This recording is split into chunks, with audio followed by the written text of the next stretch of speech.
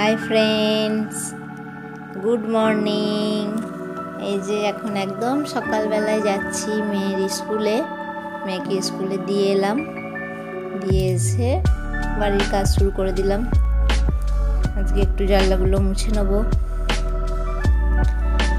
তো ফ্রেন্ডস, কেমন আছো তোমরা সবাই? আমি খুব ভালো আছি। আশা করছি যে যেখান থেকে আমার ভিডিও দেখছো সবাই সুস্থ আছো, ভালো আছো। দেখুন, প্রত্যেকটা ঘরেরই আমি জানলাগুলো আজকে মুছে নেবো, একটু ঝেড়ে মুছে নেবো।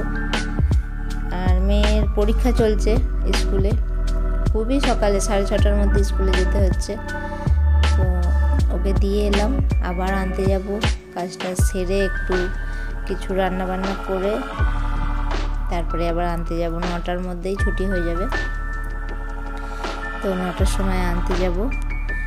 তো আজ কাজ তো করছি, কাজ করার সাথে সাথে আজকে যে বিষয়টা নিয়ে একটু আলোচনা করব সেটা হচ্ছে বাড়ির স্ত্রীরা মাঝে মাঝে কিছু বোকামি করে ফেলে। তো সেই ধরনের বোকামিগুলো কখনোই করবেন না। আজকের টপিক হচ্ছে আমার, বাড়ির স্ত্রীরা এই ধরনের বোকামি কখনোই করবেন না। এটা আমি ঘরে চলে এসেছি, এটা আমার ঘরে জানলাগুলো মুছে নিচ্ছি। তো এটার মধ্যে ফার্স্ট টপিক ফার্স্ট পয়েন্ট যেটা আমি বলবো, 1 নম্বর পয়েন্ট হচ্ছে আমি কেন কাজ করব। আমরা অনেকেই মনে করি যে আমরা কেন কাজ করব, আমি হাউসওয়াইফ বলেই কি আমি কাজ করব, মেড রেখে দাও। বা হয়তো কারোর বাড়িতে মেড আছেও, যেমন আমার বাড়িতেও মেড আছে, কিন্তু তবুও আমাকে এই কাজগুলো করতে হয়। এগুলো কিন্তু মেডে করে দেয় না। মেড কিন্তু পুরো সংসারের কাজ করে দেবে না, তবু এগুলো করতে হবে। মেড হয়তো আছে, কারোর বাড়িতে হয়তো মেডও আছে, রান্নার লোকও আছে, তবুও ওই যে বললাম কিছু কিছু কাজ আছে যেটা করতে হয়। তো অনেক সময় অনেক হাউসওয়াইফরা মনে করে যে আমি কেন করব। তাদের হাজবেন্ডরা হয়তো প্রতিপত্তিশালী বা অনেক টাকা উপার্জন করে, তাদের স্ত্রীরা সংসারের কাজকে হেয় মনে করে। এই দেখুন, আজকে স্কুলে আবার ডিম দিচ্ছে, প্রাইমারি স্কুলে এত গরম ডিম যে কেউ হাতে ধরতে পারছে না। তো আমি এই যে আজকে একটু কেক বানাবো, তা ওই ডিম, চিনি, তেল দিয়ে ভালো করে ফেটিয়ে নিচ্ছি মিক্সিতে, তাহলে কি তাড়াতাড়ি হয়ে যায়। তা নাহলে হাতে এত ফেটাতে গেলে অনেকটা সময় লাগে। তো মিক্সিটা থাকায় খুব সুবিধা। আর একটা কথা বলে রাখি, আজকে আমার বরের জন্মদিন, তো সেই জন্য কেকটা বানাবো। তো যেটা বলছিলাম যে হয়তো অনেক টাকা উপার্জন করে তাদের স্বামীরা, কিন্তু তাদের স্ত্রীরা সংসারের কাজকে তখন হেয় মনে করে। তা ভাবে যে এই ধরনের কাজ আমি কেন করব, এগুলো আমার কাজ না, এগুলো কাজের লোকের কাজ। তো এই ধরনের কথাগুলো হচ্ছে একদম বোকামি। নিজের সংসারের কাজ করলে কেউ কখনো ছোট হয়ে যায় না। আমার সংসারের কাজ আমি করলে আমি কখনো কাজের লোকও হয়ে যাব না, তাই না? এই রকম অনেক মেয়েরাই আছে যে ভাবে আমাদের সংসারের আমাদের সংসারের কাজের লোকে করবে। আর আমি একটু আরাম করব, এই করব। আবার এখনকার দিনের মেয়েরা আছে, এখনকার দিনের মেয়েদের এক্সপেকটেশনটা খুব বেশি। ভাবে যে আমি বিয়ের পর রাজরানী হয়ে থাকবো, আমি যা বলবো তাই হবে, পার্লারে যাব, মাসে মাসে পার্লারে যাব, ঘুরবো ফিরবো, শপিং করব, এইটাই লাইফ। কিন্তু এটা লাইফ নয়। অ্যাকচুয়ালি মেন্টালি প্রিপেয়ার হওয়া দরকার, হয়ে আসা দরকার যে বিয়ের পর লাইফটা কিন্তু আমাদের একদম অন্যরকম। আপনাকে কাজে হাত দিতেই হবে, সে আপনি যতই না বলুন না কেন, কাজে কিন্তু হাত দিতেই হবে। তো এই দেখুন, এদিকে ময়দা আর একটু কোকো পাউডার ছিল, সেটা দিয়েছি, আর একটু বেকিং সোডা, বেকিং পাউডার সব দিয়ে এটা চেলে নিলাম। আর ওদিকে মিক্সিতে একবার ডিম দিয়ে, চিনি, তেল দিয়ে ফেটিয়ে নিয়েছিলাম, দিয়ে আবার ভ্যানিলা এসেন্সটা দিয়ে আবার একবার ফেটিয়ে নিলাম। এই যে দিয়ে এখানে এবার ঢেলে দেবো, ঢেলে ভালো করে মিশিয়ে দেবো। আর আপনারা দেখতেই পেলেন আমি চামচের পেছন দিকটা দিয়ে সব কিছু দিলাম, কারণ মানে চামচ আর তখন খুঁজে পাচ্ছি না। সব কটা চামচ দেখছি এঁটো বাসনে আছে, এবার ধোয়া হয়নি। তো কি করব, ওই চামচের পেছন দিক দিয়ে মেপে মেপে দিলাম, ওটা কাঁটা চামচ ছিল। আর এটা আমি চামচ দিয়েই গোলাতে শুরু করলাম।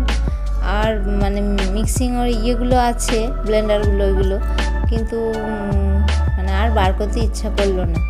হ্যাঁ, আমাদের বাড়িতেও কাজের দিদি আছে, কিন্তু সে আসছে না কাজে এখন কদিন, তো সব কাজ আমাকেই করতে হচ্ছে। হ্যাঁ, এই যে এবার একটু খুব টাইট হয়ে গেছে, তো এবার একটু দুধ দিয়ে দেবো, হালকা আন্দাজ মতো দুধ দিয়ে দেবো, দিয়ে যেরকম কেকের ব্যাটার হয় সেরকম একটা ব্যাটার বানিয়ে নেবো। তো চামচ দিয়েই প্রথমবার আমি মানে এরকম ফেটালাম, আমি কোনোদিনও চামচ দিয়ে ফেটাইনি। তো একটু ওই টুটি ফুটি দিয়ে দেবো। তো দেখলাম ভালোই হয়েছিল কেকটা, কিন্তু কোনো বাবলস দাঁড়ায়নি, হ্যাঁ কিছুই হয়নি, বেশ সুন্দর ফেটানোটাই হয়েছিল।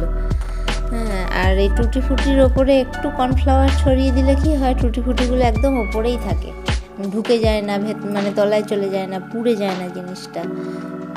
তো যাই হোক, আবার আলোচনায় ফিরে আসি।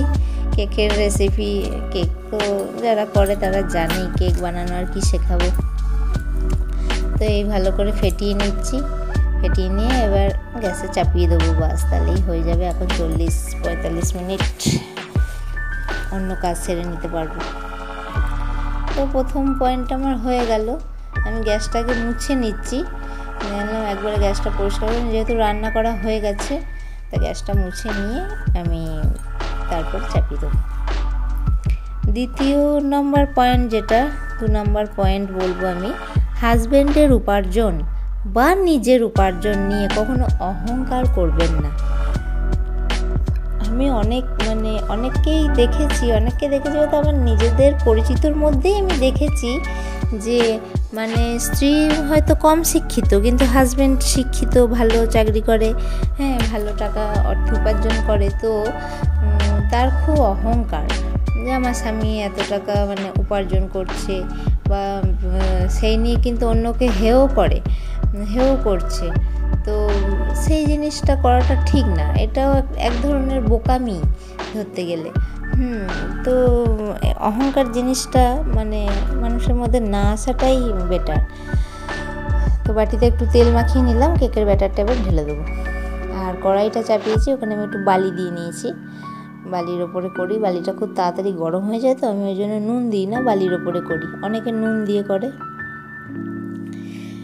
তো সেই জন্যই বলছি যে কখনো উপার্জন নিয়ে অহংকার করবেন না। আর 3 নম্বর পয়েন্ট যেটা বলবো, সম্পর্ককে দায়িত্বর সঙ্গে পালন করুন। বিশেষ করে আমি হাজব্যান্ড ওয়াইফের সম্পর্কের কথাই বলছি, কারণ একে অপরের সুস্থতা, অসুস্থতা বা আর্থিক অনটনেও পাশে থাকুন। আমি এরকম অনেককে দেখেছি যে হয়তো মানে স্বামীর ব্যবসাটা হয়তো ভালো চলছে না, বা আর্থিক অনটন হচ্ছে কিছু, তো সেই টাইমে স্ত্রী ছেড়ে চলে গেল বলতে মানে বাপের বাড়ি চলে গেল। সেই টাইমে বললো, না এখন আমি এখানে থাকবো না, বাপের বাড়ি যাই, তোমার এটা ঠিক হোক তারপরে আমি আসবো। তো সেইটা করবেন না। স্বামী স্ত্রীর সম্পর্কটা এমনই হওয়া দরকার যে সব ক্ষেত্রে সব সময় স্বামী স্ত্রীকে একে অপরের পাশে থাকতে হবে। তো সেটাই বলছি যে সব সময় পাশে থাকুন, আর্থিক অনটনে পাশে থাকুন। কাজে দিদি আসছে না বললাম, কত বাসন হয়েছে একবার দেখুন, মানে কোনো জিনিস টুকটাক রান্না করা না, এত বাসন হয়ে যায়। এমনি তো রান্না করেছি সেই বাসন ছিল, তারপরে আবার কেক বানিয়েছি, আবার সেই সব বাসনগুলো জড়ো হয়েছে। তো এই এত কাজ করছি, এত কাজ কি আমি বিয়ের আগে কোনো দিনও করেছি? কিন্তু বিয়ের পর করতে হচ্ছে, কিছু করার তো নেই। 4 নম্বর পয়েন্ট যেটা বলবো সেটা হলো কথা বলার ধরন। কথা বলার ধরন মানে শব্দ প্রয়োগটা এমনভাবে করুন যাতে অন্যকে খোঁচা দেওয়া না হয়। এটা হাজব্যান্ড বা স্ত্রী দুজনকেই আমি বলবো। যে এখন যদি আমার ভিডিওটাকে যদি কোনো হাজব্যান্ডরা দেখেন বা ছেলেরা দেখেন, মানে এই কথাটা তাদের জন্য প্রযোজ্য যে কথা বলার আগে, শব্দ প্রয়োগ করার আগে একটু ভাবুন। হয়তো রাগের বশত বলে ফেলছেন, বলছেন, কিন্তু যে শুনছে তার মনে যে কতটা আঘাত দিতে পারে, আর যদি সে শব্দটা খারাপ শব্দ হয় তাহলে তো সেটা ভোলার মতোই হয় না, সেটা মানে মনে সারা জীবন কষ্ট দিয়েই যায়, তাই না? এই যে বাসনগুলো সব ধুয়ে নিয়ে চলে এসেছি। এত বাসন তো বেসিনে মাজা যায় না, বেসিনটা ছোট আমার, তো সেই জন্য কলে গেছিলাম, কলে ধুয়ে নিলাম। তো সেই জন্যই বলবো যে মানে কথা বলার আগে একটু ভেবেচিন্তে কথা বলুন। হ্যাঁ, যতই রাগ হোক না কেন এমন কথা বলবেন না যেটা ফিরিয়ে নেওয়া যায় না। কথা এমন জিনিস, একবার মুখ থেকে বেরিয়ে গেলে সেটা কিন্তু আর ফেরত নেওয়া যায় না। তো একটু ভেবেচিন্তে কথা বলুন। এটা হয়ে গেল 4 নম্বর। 5 নম্বর পয়েন্টে আমি যেটা বলবো সেটা হচ্ছে ফুল ফ্যামিলিকে সঙ্গে নিয়ে চলুন। এমন অনেক মেয়েকেই আমি দেখেছি বিয়ের পর যে না ফ্যামিলির সঙ্গে থাকবো না, একা একা থাকবো। এই দেখুন কেকটা আমার পুরো হয়ে গেছে, ঢুকিয়ে দেখে নিলাম মধ্যখানে পুরো কেকটা হয়ে গেছে। একা একা থাকবো, ফ্যামিলির সঙ্গে থাকা যাবে না, ফ্যামিলিকে টাকা দেওয়া যাবে না, হাজব্যান্ডকে বারণ করে ফ্যামিলিকে টাকা দেওয়া যাবে না, একা একা থাকবো। তো সেই ধরনের ইয়েগুলো করবেন না, কারণ সেটাতে হাজব্যান্ড আপনার মানে বাজে নেগেটিভ ইয়ে ধরবে। মেয়েকে বললাম বাবাকে দে, বাবা অবাক হয়ে গেছে, ওর বাবার একদম মনে থাকে না যে আমার জন্মদিন কি। তো একটা গেঞ্জি পরে এসো, তো জন্মদিনে কেকটা কাটলো, একদম মনে ছিল না ওর। আর সব থেকে বড় কথা আজকে বাড়িতে ছিল না, বাইরে গেছিলো, যার জন্য আরোই ওর মনে নেই, সকাল থেকে বাড়িতে ছিল না। তো সন্ধেবেলায় এসে মেয়ে কেক কাটলো আর আমি একটা ছোট্ট গিফট দিলাম, তো যেটা ওর খুব দরকারি পড়ার মতো। ও ভেবেছে ওর ছবি তুলছি, যে ওই জন্য স্ট্যাচু হয়ে দাঁড়িয়েছিল। তো ভিডিওটা পুরোটা দেখার জন্য অসংখ্য ধন্যবাদ।